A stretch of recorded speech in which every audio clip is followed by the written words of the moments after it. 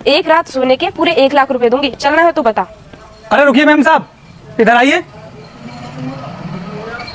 ये आप क्या बोल रही थी अभी मुझसे? तूने सुना नहीं मैंने क्या बोला?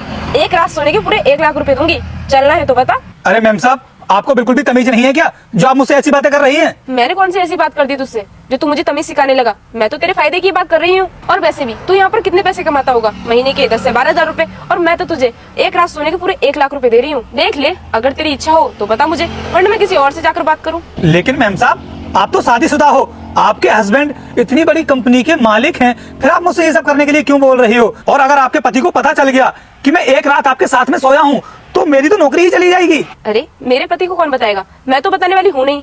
और जब तुझे 1 लाख रुपए मिलेंगे तब तू भी नहीं बताएगा। और मैं तुझसे ये सब करने के लिए इसलिए बोल रही हूँ क्योंकि मेरे पति के पास मेरे लिए टाइम नहीं है, वो मुझे टाइम नहीं देता है। तो मैंने सोचा कि मैं तुझे 1 लाख रुपए दे देती हूँ, तू मुझे शायद खुश कर दे, और अगर तू मुझे पसंद आ गया तो मैं तुझे सोने के हर बार पूरे 1 लाख रुपए दिया करूंगी। और मैं ना अपनी वाइफ को कभी धोखा नहीं दे सकता। अरे तो मैं तुझसे कब बोल रही हूँ कि तू अपनी वाइफ को छोड़ दे और मेरे पास आ जा? बस मैं तो तुझसे एक रात सोने के लिए बोल रही हूँ, और एक रात सोने के कोई भी लड़की तुझे 1 लाख रुपए नहीं देगी जो कि मैं तुझे दे रही हूँ। अभी भी मैं तुझे मौका दे रही हूँ कि जब वो आए तो उनसे कोई बहाना बना देना।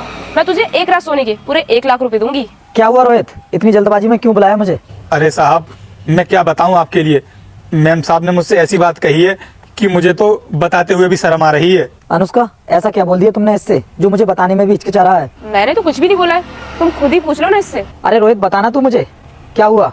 निकल कर जा रही थी तो मुझसे बोलने लगी कि तू मेरे साथ एक रात सो जा और उसके बदले में मैं तुझे पूरे 1 लाख रुपए दूंगी। लेकिन साहब, मैंने मैम साहब से मना कर दिया, तो मैम साहब मुझे धमकाने लगी और कह रही थी कि अगर तू मेरे साथ ये सब नहीं करेगा ना तो मैं तेरे साहब से बोल करके तुझे नौकरी से निकलवा दूंगी। बस इसीलिए साहब मैंने आपको यहाँ पर बुलाया था। क्या कहा रोहित? मेरी वाइफ ने तुझसे ये सब बोला है? तुझे ना कोई गलतफहमी हुई है। मेरी वाइफ ना मुझसे बहुत प्यार करती है और वो किसी से ये सब बोल नहीं सकती। तू यहाँ गेट पर खड़े रहकर अपनी ड्यूटी कर। जहाँ के मालिक मेरी बातों पर बिल्कुल भरोसा ही नहीं करते हो। साहब, मुझे काम नहीं करना है यहाँ पर, मैं जा रहा हूँ। रुक जा रोहित, तुझे नौकरी छोड़ने की कोई भी जरूरत नहीं है, क्योंकि तेरी मैम साहब ने तुझसे जो कुछ भी बोला है ना, मेरे कहने पर बोला था, और इसने तुझसे क्या क्या बोला है वो मुझे सब पता है। क्या साहब, आपने कहा था मैम साहब से ये सब बोलने के लिए, लेकिन क्यों? क्योंकि हमारी कंपनी में जो भी वर्कर नया आता है हम उसका इसी तरीके से टेस्ट लेते हैं। तो क्या आप लोग मेरा टेस्ट ले रहे थे?